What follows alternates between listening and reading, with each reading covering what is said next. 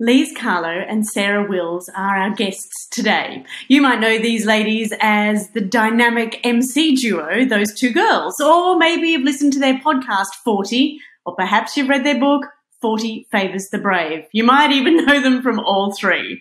After hearing their story, I can tell you these ladies are indeed brave, wise, and such good fun. Please welcome Lise and Sarah. I was thinking today, is it just the 35 to 55 age group, and I guess that is us Gen Xers, that actually worry about being this age? I know that my mum did when she was around, her mid-40s. It was all about having lost who she really is. Do I go back into the workforce after having, staying at home and having kids?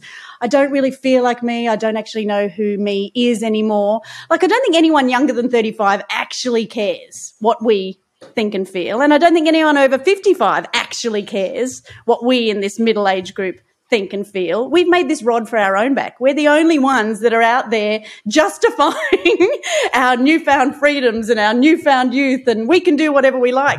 I think, the olders, they've worked that out. They're like, yeah, just enjoy it. And the younger ones are like, we don't watch what you watch. We don't listen to what you listen to. We don't watch the television that you're interested in. In fact, we don't even know who you are. They're just doing their own thing. Would that be fair to say? I think that's so true. It's certainly what Sarah and I felt, and which was, the genesis of our podcast 40, this real reckoning coming into 39 and really approaching the next birthday was this idea of confusion a little bit, because we certainly didn't feel middle-aged. I don't think we presented ourselves to the world as middle-aged, yet you're sort of... There's a tug of war going on internally of I'm not young, and I'm so pleased I'm not young anymore. But at the same time, I don't feel middle-aged. So I think for us it was a real exploration of what does this decade mean? How are other women navigating it? And what are some options? We want to see options of no one had ever women. Asked us. No one had ever asked women in their 40s. And I'm not just saying that through our podcast. I'm saying generationally, yes. Society as a whole, that wasn't a conversation area, because everything has been geared to youth. And I think I think it's happening across the world. I think women are standing up going, hey, I've still got things that I want to say. I've got things that I want to do. I've got things that I'm not happy with that I can speak out about. And we feel our generation of women is doing our 40s and 50s very differently to our mothers. I mean, let's face it, most of them, the large majority who, let's say they had children, they were having children in their early 20s. So by the time they were 40, they may have well been on their way to empty nesting. There were no conversations around perimenopause or menopause. It was just something that happened, whereas, my God, that's a whole new world of topic that's been opened up. I think there are things like the careers that women had back in the day. Again, generally speaking, they weren't necessarily all high-pressure jobs. They were clock on, clock off. Although I shouldn't say that. My mother's a teacher and she would kill me if I made up that was a clock off job. No. But I think having those conversations and opening it up has been really, really interesting to see the feedback. And I think that's why 40 and things like the Aging Project and other initiatives are being embraced, because women want to hear it. It's predominantly women, but they want to hear it. And we all have the most money to spend, let's face it. Well, maybe not all of us. I mean, I suppose there are Packers who have more money and Murdochs and what have you. But, from an advertising perspective, it's ridiculous to overlook this group, this age group in society. But we're also the ones in charge now, don't you feel? Yeah. I think women in their mid, and I take this right up to your 60s, 65s until people retire, women are running the show. Yeah. Every show. We're the decision makers, and in a really great way. And that's one of the things that I found really empowering because we all have that part of ourselves that struggles with the aging process. If you hold on too tightly to the idea of young you, that can be a really painful departure. But if you start to focus on, hold on, what are the great things that are ahead? Well, A, I'm running the show, as you just said, Shelley. B, I make really good decisions because I know exactly what counts for me, for my family, for my friends, what have you. So I think it's shifting the focus, and we love being part of this conversation where it's helping or workshopping the reframe together and saying, okay, you're a bit worried about your jowls. Who cares? Let's focus Smile more. Just smile more and they lift up higher. There are other amazing things that start coming into your arsenal at this age. And we're only 42 and we're looking forward to what's coming up. And there might be some horrible things coming up. That's it. This is a real roller coaster decade. Like by the time you're in your 40s, shit's starting to get real. Like people around you, marriages may be breaking down. People may be getting sick. You might be losing people you love. You might be dealing with young kids and aging parents and be well and truly in that sandwich generation. Stuff you don't have to deal with, the vast majority of us anyway, in our 20s and 30s. So it is a real reckoning of sorts where you've got to look at what's working for you and what isn't working for you and make the changes now so that you don't get to the pointy end of life and look back and think, oh, I wish I'd spoken up about that, or I wish I'd changed that, or I wish I'd tried a new career, or, you know, I think that's where we sit with the whole area. Well, the two of you decided to do that. I'll just read a little quote from your book here, 40 Favours The Brave, and you've got some wonderful stories from a lot of fabulous women in here who were in their late 30s and were looking, you know, to that transition into 40, heaven forbid. You said you shared a clear recognition of being creatively unfulfilled as individuals whose talents and skills had slowly faded into the background. And then you go on to say we clung to each other like live overboard sailors who would a pillar boy before deciding to rescue ourselves. Now, that does sound very Thelma and Louise to me, but the fact that you sort of leapt into something new, you both found each other, but that gave you, was it the power or the confidence, or was it actually the strength and recognition to move into this whole new area that you have created with those two girls? Well, we were in our mid-30s when we met. And, yeah, at the time, our careers were a little bit on pause. As, you know, a lot of families have to make a decision. And in our respective homes, we were sort of staying home with the children, careers on ice for a little bit, on maternity leave, what have you. So, yeah, I think when we say in that quote, Shelley, that we had passions and talents that were a little bit, you know, untouched. That definitely was a very real feeling for both of us. And then when I met Sarah, and it was just this instant chemistry and connection, and it sort of just breathed life back into, oh, remember that Lise? Remember that Lise who loved public speaking, or remember that Lise who loved making silly videos, anything. It all just sort of came back, and I think the feeling was mutual. Yeah. Good. I'm glad you said that. Sorry, stick here. You do have a fork in her thigh right now, don't you? Yeah. And it was. And I think that's one of the lessons from 40 that we've heard, and it's been like you're allowed to recalibrate your dreams, because, I mean, same as Lise, you know, she'd had this amazing career overseas, modelling and doing TV commercials and just absorbing so much of life on set, and you were a fabulous writer, and then the kids came along, and, you know, I'd studied theatre at uni and then got into journalism and sort of had thinking I'd go down this whole like media route, and then ended up settling into PR, which was fine. I enjoyed it, and I got the corporate office job and the corporate comms role and what have you, but it wasn't really me. So when there's these just a version of yourself. And we both saw that. Yeah. And so we both saw that in each other. And then when Lise said, you know, what do you think about us doing MC work together? I've had a daydream that we're both holding microphones on a stage. Like I was sleep deprived. I'm just going to say I was still sleep deprived. I'm not a daydreamy kind of person, but this is what this woman does to me. She makes me daydream. Was it emceeing or was it like an ABBA cover band or something? The two of you on stage holding microphones. No, it was definitely emceeing. And so then I think because there were two of us, to circle back to your original question, there was a confidence in two. We were both each other's biggest fan and we would build each other up.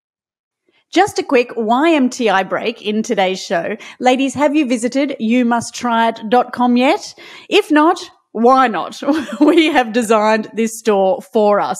We've done the research to support your aging well journey, from low-tox makeup, skincare, perfume, supplements, and much, much more.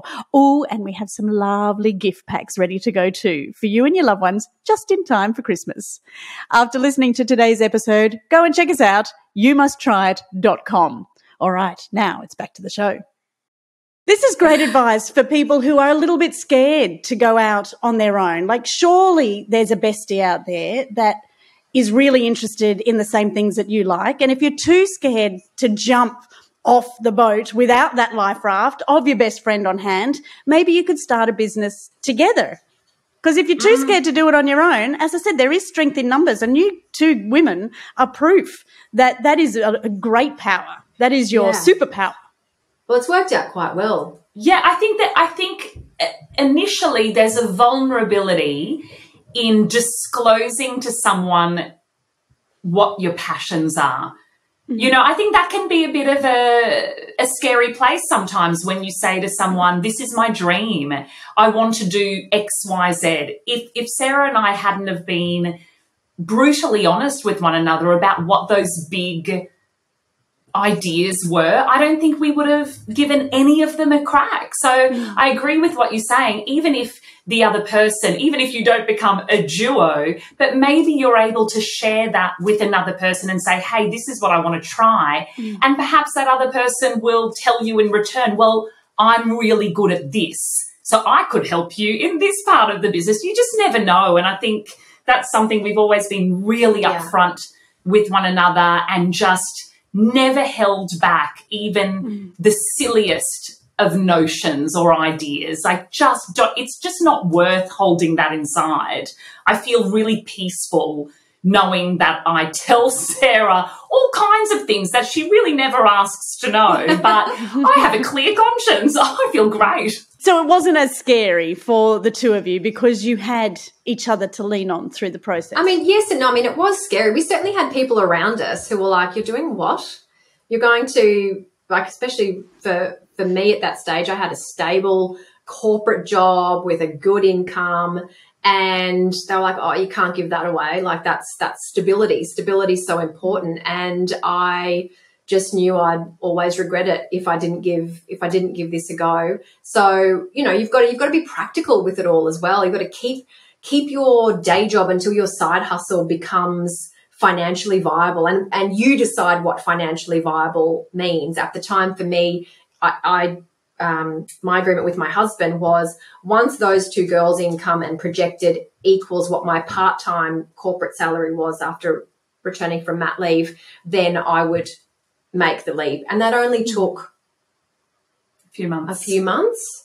So, but you've got to have those systems in place. You can't run in blindly, because I think that's when you're more likely to perhaps crash and burn. I think you've still got to maintain a level of sensibility around it. And Lise was on board with everything too, and we were very open about that whole process. And you ran into this again with beautiful Angela Mollard, who gave you a great quote, which is about deciding, not sliding.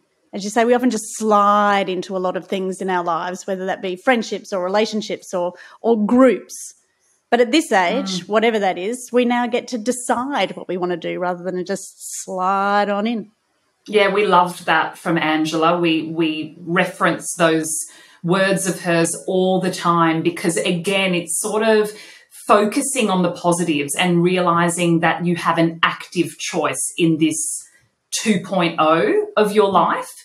This is the time where you have the gumption to make those big calls. And it doesn't have to be changing careers or tree changes. It doesn't have to be the big stuff. It could be deciding to stop drinking alcohol. Could be that. The number of women who are like, you know what? Alcohol's not serving me anymore. I'm just going to be sober curious or sober. Boom, done. That act alone can change people's lives. It could be, starting a new hobby on your own because you've always wanted to do that. As you were saying, the musical theatre. I think there are little choices we have agency in. And I think particularly women our age, it's very easy for us to not tap into that. Where really you absolutely can. It doesn't matter how much you earn, where you live, you can make little steps every day, hopefully. Sarah, you went through the death of your mother-in-law, and that obviously had a very profound impact on you. As I said, we're all heading towards that time. It's just inevitable. The older we get, we are going to start experiencing death more and more. We had a beautiful conversation recently with a gorgeous woman by the name of Tara Castle, who lost her husband when he was 46. She had 2 tween-age kids, and her life was turned upside down. But I actually worked with Tara for years. Beautiful woman. There you go. And was so giving and so open and honest for all of us. We learnt about death admin, and we learnt about just things that we really have to start thinking about now. Yeah. But also she still sees the beauty in every day. She's still looking for the enjoyment in life. And I think every time we do lose someone around us, that becomes more and more clear. It becomes more and more profound. Did the death of Anne, your mother-in-law, really give you a good kick up the bum? Yeah, it did. It did, because Anne, like so many old ladies of that generation, had put everyone first before themselves. So Anne, she died at 83, which is a really good innings, to be fair. Like to be celebrated, yes. Right. But the last 3 years of her life, she was battling motor neurone disease, which is just the cruelest disease, where people, eventually they lose the ability to walk, talk, eat, swallow, breathe. They're trapped inside their bodies. And I suppose the thing for me with Anne was that her husband had passed away. How many years early? Was it 5 years earlier, I suppose, before her MND diagnosis? And she'd nursed him for a lot because he sort of had a series of strokes, and then he was in a nursing home, and there were daily visits. And once he passed away, very sadly, Anne thought with her group of girlfriends, right, we're going to go on cruises. A lot of them were widows too, and they were in that same position of, right, we don't have children, we don't have partners. We've downsized everything. Now is our time to explore the world and do what we wanted to do. And then her own health got her, her eyesight went with glaucoma. That was troublesome. Then the MND diagnosis, and she never got to do it. And I hear that story so often of women going like, you know what, we're going to travel when we retire. We're just waiting to do that. And it never happens because one of them falls sick and dies. And so I think for Anne, who was just the kindest, most congenial, giving person, volunteered here, donated her time there, held her faith, I just felt so frustrated for her. I felt so angry that she'd never been able to just say, no, I'm doing this for me. This is just for me. And many of us can relate to that kind of people-pleasing, taking on everything for everyone else. And at 39, for me, this was my epiphany year. That was when Anne died. That was when Lise and I were working just like absolute fiends in radio. We had 2 radio jobs, a national early breakfast radio show, and then we had a Gold Coast breakfast radio show, and we're both based in Brisbane, so there was a lot of travel. We both have husbands who have, Lisa's husband is a fireman, so he's on shifts. Mine's a farmer, so he works away a lot. And it was just completely overwhelming. And I was so tired, so sleep deprived. And that was kind of my wake up call, I think, a few months after Anne died, of going, none of this is working. None of this is working. And if I get to 80 and this has been the trajectory that I've just kept like hamster on a wheel, keep going, I'm going to be really peeved that I didn't say, whoa, hold up, there's some stuff that's got to give here. And I'm so glad I did. That meant quitting a job that everyone else sees as like a pinnacle of just media stay in career, it for 20 years. you know, just stay where you are. You know, we turned down extension contracts, we turned down the money, because it wasn't the life we wanted to be leading at that point in time with our kids the ages they were as well.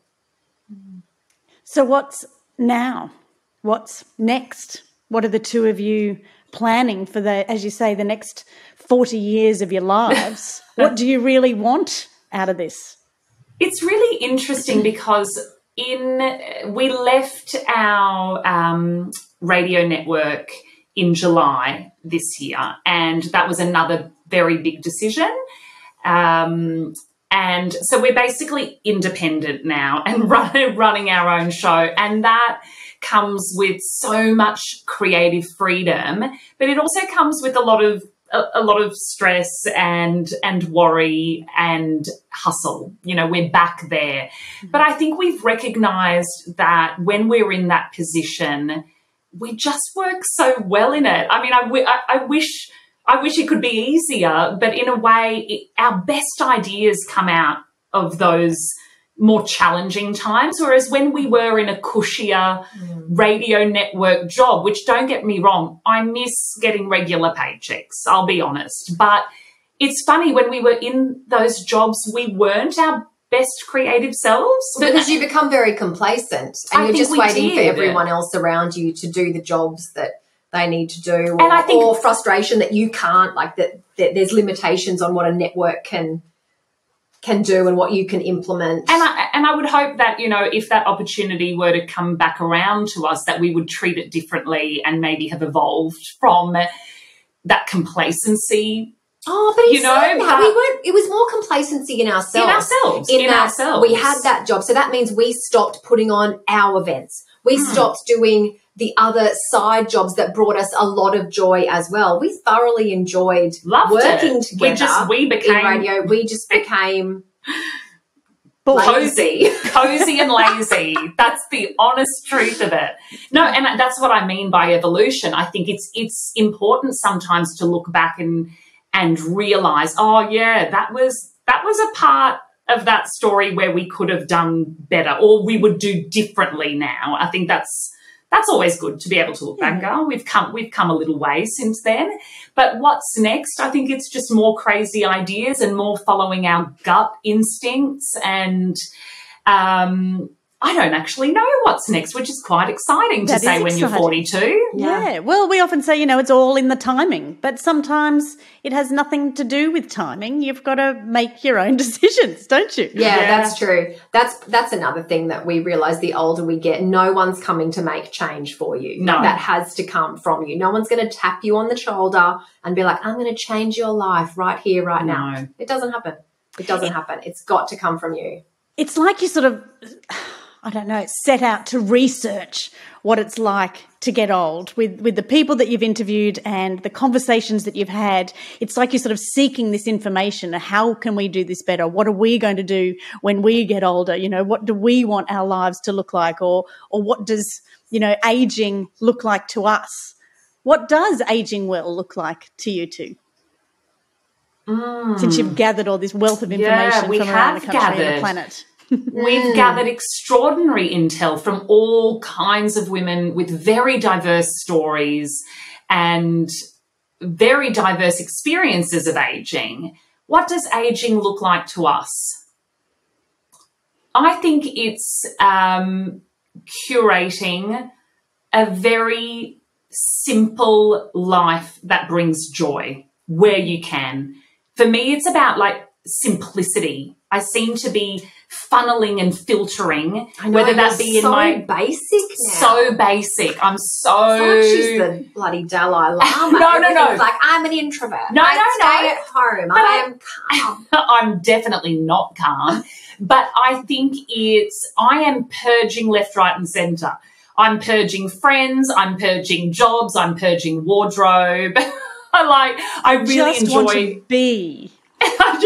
You're like the declutterer of your. I'm decluttering 40s. My life as I age, and I think I'm really enjoying that process. Yeah, I love that, because we do hoard, whether it be, as you say, friends, jobs, clothes, furniture, whatever it is, hoarders, your Tupperware hoarders, it's time to purge.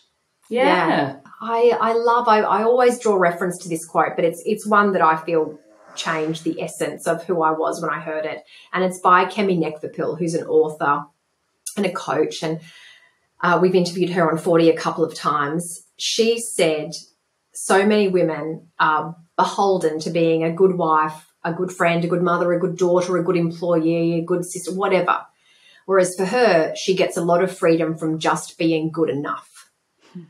And I think that was a real penny drop moment for me, because maybe it's shedding the stories you've told yourself about yourself when you were younger, about how you have to be perfect in this way, or you have to make sure you do all the things. The fact is, nobody is perfect. It's a pointless game trying it. So let go of what you can, whether that's ideas about yourself or actual like physical things in your life. Like if you need to get a cleaner because that's going to free up 4 hours on your weekend to actually spend quality time with your family or what have you, do that. That's okay. That's good enough, you know? It only has to be good enough for you. It doesn't That's have it. to be good You're the enough one who for anybody decides. else. Yes.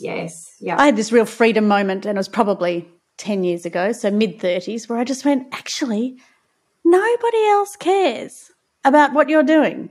And that's fine. It's like everyone's so busy, whatever that magical quote is, everyone's so busy worrying about themselves that they're not worrying about you. But that to me, rather than thinking, oh, nobody cares, it was like, nobody cares. The freedom that came with that was extraordinary for me. So do it because you love it. No one's looking at you. Yeah. That's exactly right. Do it because you want to do it, not because it's going to please somebody else. But that does come with wisdom or maturity or age. I'm not sure which comes first, and for some people it comes at different times. And it's funny how you can flip. We were interviewing a wonderful Australian business owner and designer, Nikki Parkinson, and she was talking about how women panic at the thought of becoming invisible. You know, there's a lot of rhetoric around, oh, it's awful, you get to a certain age and there's this invisibility that happens, and that is a real thing. But she sort of flipped the script for us and said, hold on, it's amazing being invisible. It's a superpower. Nobody's watching. Nobody, as you said, nobody cares what you're doing. Everybody's looking at the pretty young things or the shiny thing over here. And having that invisibility allows you to just follow what you actually want to bloody do. And that's another way that we can, you know, in those moments of self-doubt or self-criticism, whether it's the way your body's changing as you age or what have you, to remember all the good bits that are coming because of that. Yes. And I do encourage all those pretty young things to not care either, because still Absolutely. nobody's Wouldn't that have watching. changed so much, right? Like if you could put, I know there's that saying, you can't put an old head on young shoulders. And I guess that's why we did create 40. And it is, you know, I think you said earlier about trying to age yourselves up and find out what happens when you get older. But it's true, because we don't want to wait until we're 50 or 60 to have these revelations. If we can get them from women who are also in their 40s and beyond now, then what a gift. And the number of people we have who are in their early 30s listening who, well, we were surprised. We're like, really, do you find this relevant to you? And they say yes, because it's hearing those things now so they can make changes or be aware of what's happening in their lives well before perhaps it becomes an issue down the track. Well, you know it with teenage children. I mean, they're so much more mature than we ever were. So why? And we go, oh, they're now going through that at 9 and 10 rather than what we were at 13 and 14, 15. So it would be the same that women in their early 30s are probably feeling very much the same way that we're feeling now. That's really true. Yeah, everything's happening sooner. And you have teenagers, right, Shelley? Tweenies. I've got a 12 and a 10, but they may as well be 22 and 20. Exactly. Yeah. Yeah, no, good times ahead. Yeah. Well, they're laughing at me now because obviously the Aging Project has given me, you know, a whole amazing amount of wealth, but also curiosity about what's happening and the new habits and rituals that I'm developing, and of course making sure my whole family follows through on, you know, the new concoctions that everyone has to have when they wake up in the morning, to tongue scraping, to meditation, to God knows what else. Gosh, I've never had a habit or a ritual in my life. I have just been that, just float along and see how it goes. But now, you know, there's some real non-negotiables in there besides not wearing heels. But habits and rituals. This is a sign of maturation and aging. Have you developed any cool habits or rituals that you now perform every day for your well-being? No. No. I'll see. You've still got 3-4 years to go there. We were Sarah. mad. We were really in the meditation zone at the beginning of the year for about 3 weeks. And we were like, this is changing our life. My goodness. Getting up at 5 and just being So at much 1 clarity. and setting our intentions for the day. And then we just stopped. Like, I But reckon at that's the okay. same time, we just stopped. Going back to what you were saying, Sarah, about you just have to be good enough. That's okay. We don't have to be perfect at meditation. So we've dropped off the perch for 6 months of it. But we'll circle back. We'll be back on our verandas at 5 a.m. I think it got cold. I think it was I think the mornings, there was no sunlight at 5 a.m. So we're like, I'm not getting out And of we bed. kept on checking in with one another. Like, how did your meditation go this morning? Nah, didn't do it. Yeah, me neither. And that ended up being 5 days in a row. And then it's like, well, we've stuffed it. All right, we're done. We're done with this now. It's over. I feel like we give ourselves 28 days. Like, Lise was determined to do the splits at one point. She was like, I'm going to stretch every day, and by the end of this month, I'm going to be able to do the splits. How And hard she could it be? posted about it on social media for about 8 days. Yeah, And then I then just need it to was let all that one go. over. I need to sweep that under the carpet. Nobody And then saw I that think I- post. I think I publicly just said, I'm too tall to do the splits. Yes. Sorry. Look, I know you've got a million other things to do. I could sit and chat to you all day, but I want your mic drop moment. What is the one thing that you are going to leave our audience with today? I'm just going to say, if you hate camping as much as I do, start saying no and sending your family off without you. They're not going to die if you don't go on one camping trip. That is my new rule entering my 40s. I finally came clean to my husband and told him, I lied to you when we were dating. I'm not an outdoorsy person. I hate camping with you. There's nothing about it I like. This is the new me. You take the boys and make it this amazing sort of testosterone-fueled nirvana. Go and do that, and I'll be at home waiting. And it's been a game changer. Good for you. And when he said, you've changed, go, no, I'm just a lot more honest than I was. Yeah, that's right. No, he was actually really great. He said, righto, yep, okay. And I said, you're all better people when I don't go camping with you. So let's just leave it at that. So speak up, tell people what you're really feeling. Yeah. I would say don't waste a single second more loathing anything about your body. Not a single second. I think when we're younger, we can be so insecure and always narrowing our eyes at parts of our body that we don't like, whether it's like, oh, I've got thick ankles, or I wish I had more of a waist, or I wish I had a thigh gap. If it hasn't happened by now, it's never going to happen. So just shake it off, get out there, enjoy your life. And while your body is healthy and functioning exactly the way it should, then that is something to be celebrated and not picked at. Ladies, I love you. Thank you so much for our chat today. I know that our audience and your audience, they're all going to be the one, and we'll be there in that secret club of women over 40. Can't wait to see you out there and about soon. I'm going to go and do the splits just to prove that I can. And if I'm still I don't want to there... hear about it, Shelley. If you can do it, don't DM me. I don't want to know. Honestly, Well, you won't. take this off air, but you shut up, Shelley. Yeah, Right. no, I'll be stuck there on the floor when my family comes home. They go, what are you doing? I go, I'm stuck. Oh, next year. I'll only do it when someone's due home in 5 minutes, so I'll be safe. Perfect. Thank you so much for sharing, girls. So many fabulous takeaways from today's conversation. I loved the quote, deciding, not sliding into our next phase of life, and the focus on evolution, on growth, and embracing change. You are absolutely right. We're entitled to recalibrate our dreams at any point we like, and I really do think it's important that we do so. Don't forget to ask yourself the question that I asked Lise and Sarah, which was, what does aging well mean to you? Everyone's definition is different, but knowing your own really matters.